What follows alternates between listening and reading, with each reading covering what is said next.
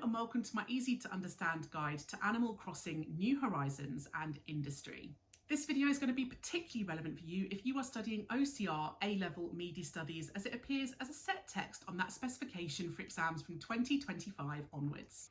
Animal Crossing's New Horizons is made by Nintendo. Nintendo is a Japanese company which both develops and publishes video games. And they have a huge history of doing this with some of the most famous video game characters in the world. Being able to both develop and publish their video games themselves means that they are vertically integrated.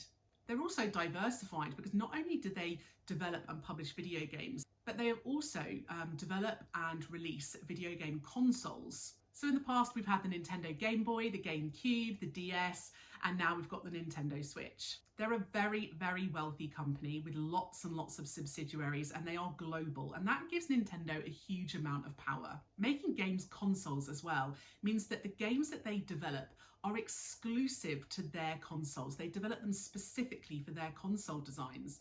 So that means that it's a great way of cross-promoting your own products. If you want to buy the Nintendo Switch, then it means that that game, Animal Crossings, is one of the games that will come up in the promotions. If you want to buy Animal Crossing, you have to have it on the Switch. So either way, Nintendo are making money.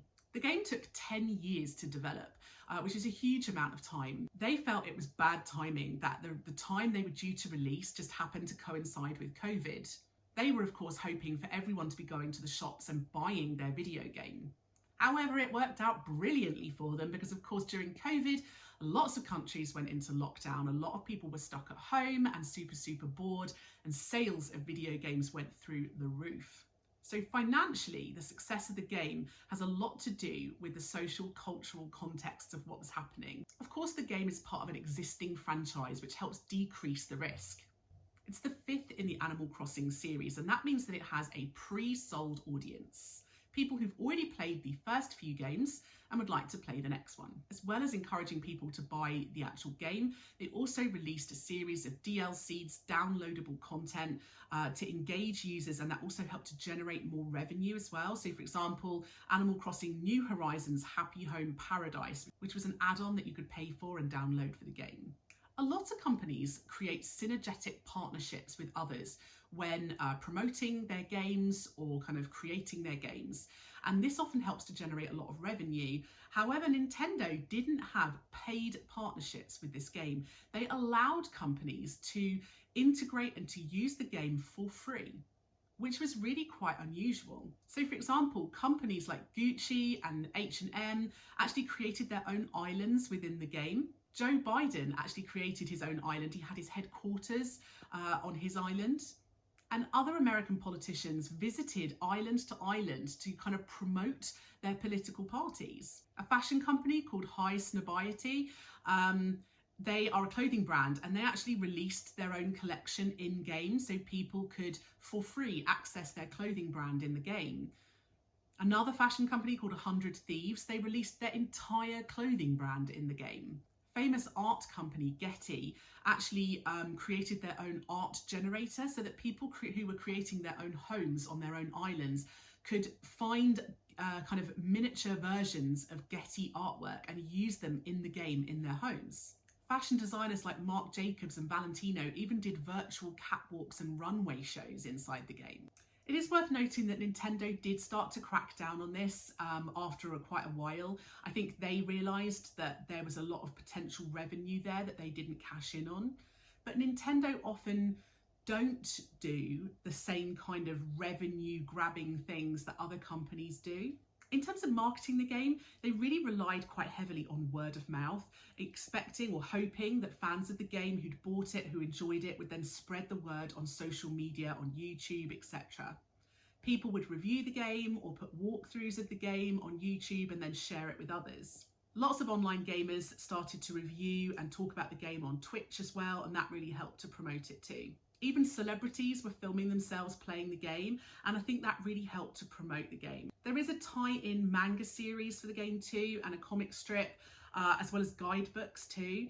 But in terms of other marketing, don't forget they were in COVID lockdown, so there wasn't a huge opportunity to go and do any big real world events. They couldn't show up at kind of Comic-Con or any other big conventions.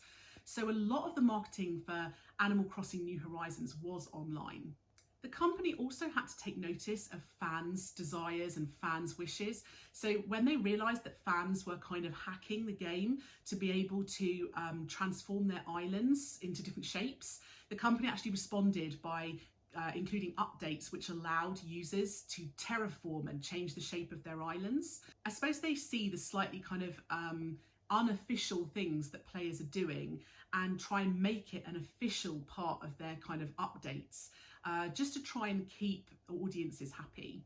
The PEGI rating for the game was a PEGI 3, which just kind of shows it's a very family-friendly mainstream game, appealing to a wide range of ages. Obviously, Nintendo has that kind of brand as a company. The vast majority of their games are family-friendly games. Mario is a huge family-friendly brand that has brought Nintendo through for decades and decades, and they don't really want to ruin that reputation for their company. So a lot of Nintendo games are very family-friendly. One issue the game makers did have is that because users could kind of control what was happening in the game and create their own virtual worlds and virtual events, some users created kind of political events within the game. So for example, in Hong Kong, users started to create protests against the government, protests against various political things that were happening there. And it actually resulted in the game being banned in China. So Nintendo did actually crack down later on political use of the game because they didn't want to get their game banned anywhere else. They didn't want to risk their profits in any other countries. So that was my easy to understand guide to Animal Crossing New Horizons and the video game industry. Don't forget to subscribe to my channel for other videos that might be relevant for you. And if you would like a video that I don't already have, or if you've got any questions, leave a little comment below and I'll see what I can do.